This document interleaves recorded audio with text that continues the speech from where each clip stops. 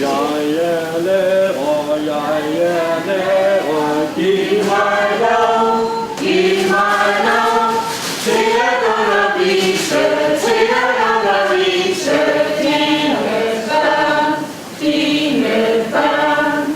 Kvaliteten, kvaliteten vil vi give, vil vi give. Siger han vil tage den, siger han vil tage den. Stop ham nu, stop den nu. Jeg er lærer, jeg er lærer. Giv mig lov, giv mig lov til at undervise, til at undervise dine børn, dine børn. Kvaliteten, kvaliteten vil vi give, vil vi give. Siger han vil tage den, siger han vil tage den. Stop ham nu, stop det nu.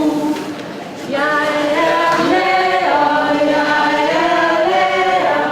Giv mig lov, giv mig lov til at undervise, til at undervise dine børn, dine børn. Kvaliteten, kvaliteten vil vi give, vil vi give. Siger han vil tage den, siger han vil tage den. Stop ham nu, stop det nu. Jeg står her med Søs Olsen, som er lærer på Tistrup skole. Søs, hvad er det egentlig, I vil med det her over i Brugsen i Ølgod i dag? Jamen, vi vil egentlig bare gerne gøre opmærksom på, at vi er lærere, og det kan vi godt lide at være. Og vi vil rigtig gerne undervise. Vi bryder os ikke ret meget om at skal stå uden for vores skoler og ingenting lave. Nej.